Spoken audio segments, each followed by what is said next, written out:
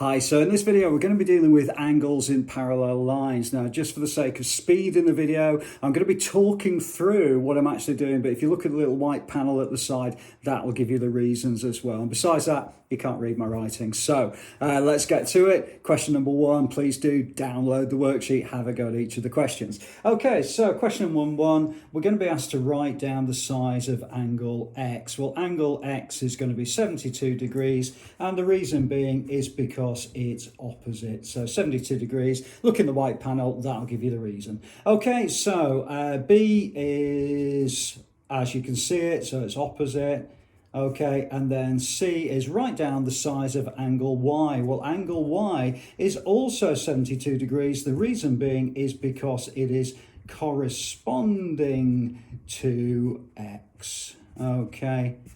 Right, so hopefully that's okay for question number one. And really, with a lot of these types of questions, you're looking at either like a Z shape, which is what we call alternate angles, or an F shape, which is corresponding angles. You'll see what I mean as we work through the rest of the worksheet. Okay, so on to question number two. So question number two, we're being asked to find various angles on this particular one. So W, well, this is a Z shape here. So W is going to equal to 47 degrees.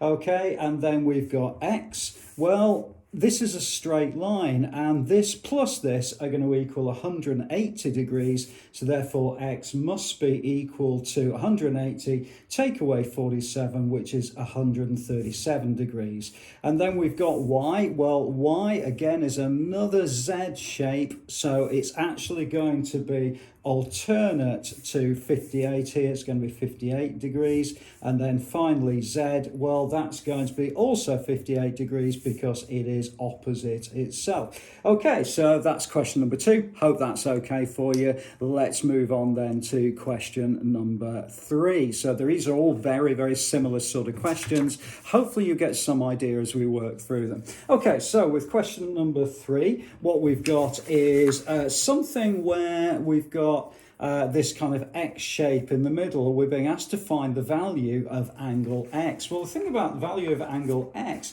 is actually what we've got here is a Z shape. So it means that this is going to be 28 degrees and this is a straight line. So actually X is going to equal 180 minus 28 degrees, and that's going to equal 152 degrees, and that would be the answer to that particular question. So what you'll note is actually the 45 degrees that you're given, you don't need.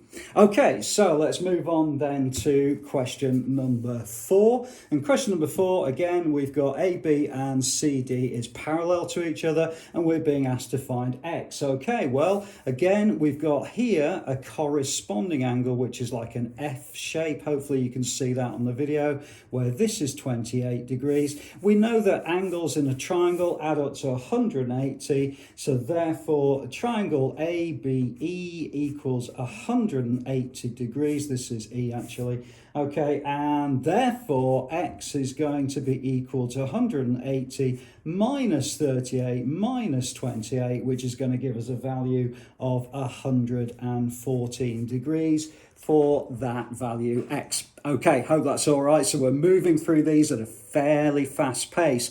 Please do always stop the video, have a go at each of these questions, compare your solutions. You're not sure about anything, always add a comment below. I'll always point in the right direction. Okay, so let's move on then to question number five. So question number five, we've got for the first time, an isosceles triangle. Now, we know it's an isosceles triangle, apart from the text is telling us, but also these two lines here mean that this angle and this angle are this length and this length are exactly the same as each other. Now, also, we know that we've got a Z shape here. So we've got an alternate angle. This is 36 degrees. And also, because it is an isosceles triangle, the base angles are the same. This is also 36 degrees. So if we want to work out X, x is going to equal 180 minus the two base angles.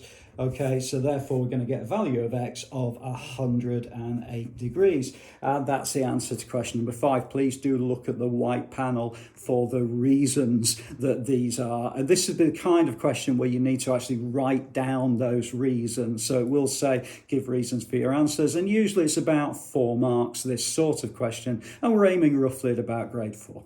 Okay, let's move on then to question number 6. Okay, so with question number 6, we've got find the size of angle EFG.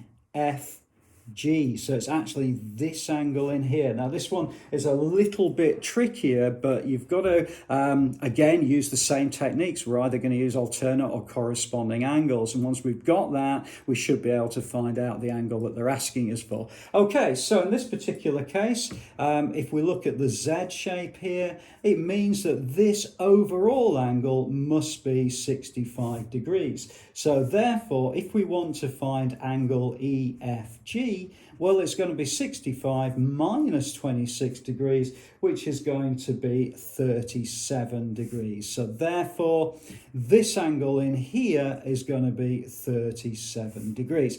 Okay, hopefully that's all right for you. So it's just spotting those Z and those F shapes, the corresponding, no, the alternate and the corresponding angles. Okay, so let's have a look then at B, part B of this. Well, we know the angles inside a triangle add up to 180 degrees. So if we want to find EGF, it's EGF, it's actually this angle here. Well, that's going to be equal to 180 degrees, and that's minus 78. Beg your pardon, that's minus 37, which is this angle here, and also 78 at the top here, and that's going to give us 65 degrees, which is angle EGF.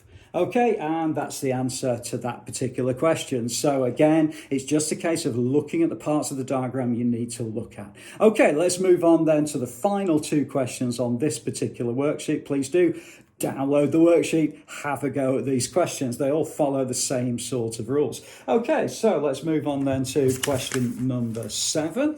So in question number 7, what we've got is 2 parallel lines, but this time we're told this is 45 degrees and they want us to find the value of x. Well, hopefully you've worked out that this is actually an F shape, which means it's a corresponding angle. So therefore it means that 2x minus 15 must equal the same there, which is 45 degrees. And then really it's just a case of using some algebra to find the value of x. If you're not sure about how to use these algebra type expressions, please have a look at the website. I'll put a link below in the description and also on the video that you should be able to go through to the playlist where it gives you plenty of practice of dealing with linear equations. Now in this particular case, what we're going to do is we're going to add 15 to both sides. Okay, if we do that, it means 2x, and that have gone, and 2x equals 60, divide by 2, so therefore x must equal 30, and that would be the answer to that particular question. Okay, very last question on this particular worksheet we're going to have a go at. Please do stop the video, have a go at this particular question for yourself. Okay, so this is A and B and C and D are parallel, and we're going to find this value of x. Okay, well, the important thing here is we've got a corresponding angle, so it means this is 68. And as we did in the previous question with an isosceles triangle, we know the base angles are going to be the same. So therefore, what we do know is that this angle here is also going to be 68 degrees. So therefore, if we want to work out x, we know these angles add up to 180. So x equals 180 minus 68 minus 68, and that's going to give us 44 degrees, which is the answer to that particular question. Okay, I hope this particular video has been useful to you. Please do subscribe to the site, add a like to the video, it's always really appreciated, and a comment if you're not sure about anything. I look forward to seeing you inside the next video.